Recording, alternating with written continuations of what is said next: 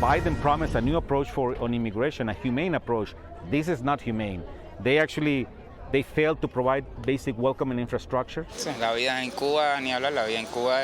Life in Cuba is too difficult, and it's something that practically doesn't exist anywhere in the world.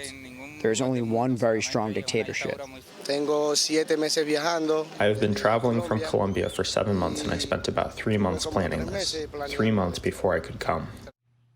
That's from El Paso, Texas, which is being hit especially hard by the migrant surge. Shelters there stretched beyond capacity, leaving migrants to sleep out on the streets. Let's bring in former acting ICE Director Tom Homan. He is in El Paso. And Tom, what are you anticipating tomorrow? And I ask that question now that we have discovered the news that in each of the last 2 days, new records were set by the number of people crossing the southwest border, more than 10,000 each day. So if they're doing that before Title 42 comes off, what's expected to happen tomorrow night at midnight? Well, first of all, it's 3 days, John. They've arrested 30,000 people in 3 days. This is historic. I mean, I've done this for 35 years, and it's insulting to see that we handed this administration the most secure border of my lifetime. Illegal immigration was at a 45-year low, down 83%, and this is what we have. I went downtown El Paso, where you're filming right now, and I saw hundreds of them just walking the street. I saw one defecating in a parking lot. This administration. Mayorkas gets on there and said these people be moved, they don't qualify. He's lying to the American people. But if we're getting 10,000 now, I can only imagine after Title 42, we're going to get upwards of 15,000 to 16,000 a day. Right now, Border Patrol has 29,000 in custody in Border Patrol stations. The Border Patrol stations are overwhelmed. The plan I hear from Border Patrol Command is at 29,000 is when they start mass releasing people. Mass releasing people, many not even processed.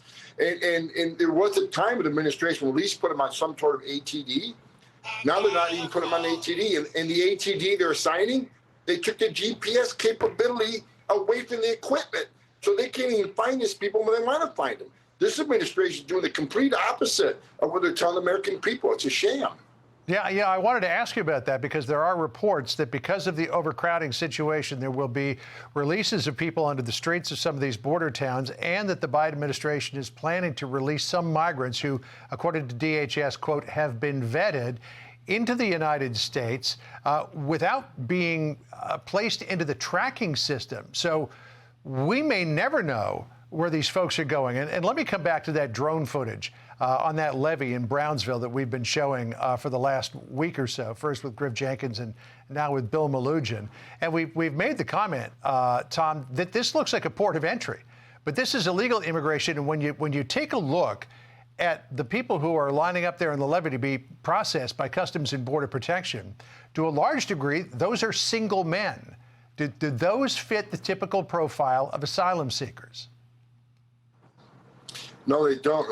And what your viewers need to understand is that based on immigration court data the last 10 years, it hasn't changed under this administration, 9 out of 10, okay, 9 out of 10 of those people will never get relief from U.S. courts because they simply don't qualify.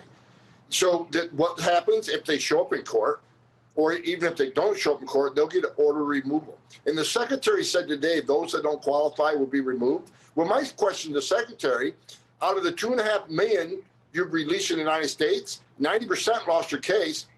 How many you removed? How many has ICE removed? That number is pretty close to zero because I have friends in ICE command, and they're not even looking for them at the direction of the secretary. And people need to understand why all these people are being released that we don't really know who they are, and they're not being tracked by any ATD capability, especially no GPS.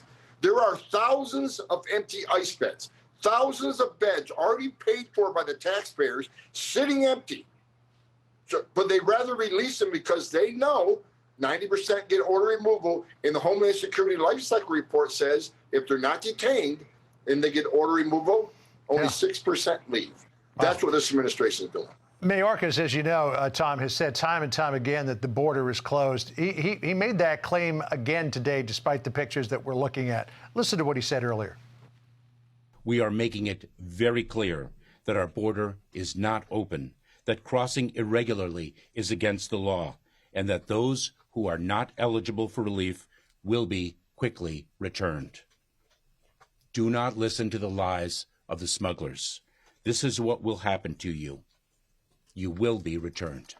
Other, Tom, than that area along the Rio Grande, let's put the pictures back up where we see that the Texas National Guard has actually closed the border and denied people entry into the United States. Is it safe to say that Mayorkas has relinquished control of the border to the Mexican cartels? We're the strongest nation in the face of the earth, and we don't have operational control of our southern border. The criminal cartels of Mexico do, and he gave it to them. This man has no integrity. This man has lied to American people. He lies under oath. He's an embarrassment to the position he holds. This is on him, all of this. He took the most secure border in my lifetime and created this. This is on him. And I've said for 2 years he needs to be impeached. The men and women of the Border Patrol don't respect him. They feel like they've been abandoned by him and the commander-in-chief. The men and women of the Border Patrol are besides themselves. The morale is non-existent. Thank God for the state of Texas. Thank God for Governor Abbott. Should be the Secretary of Homeland Security. He's done more to secure the border than anybody. Yeah, I think he likes being governor of Texas, at least for the moment. Tom, always good to talk to you. Thank you so much. Appreciate it. You got it. I'm Steve Doocy. I'm Brian Kilmeade. And I'm Ainsley Earhart. And click here to subscribe to the Fox News YouTube page to catch our hottest interviews and most compelling analysis.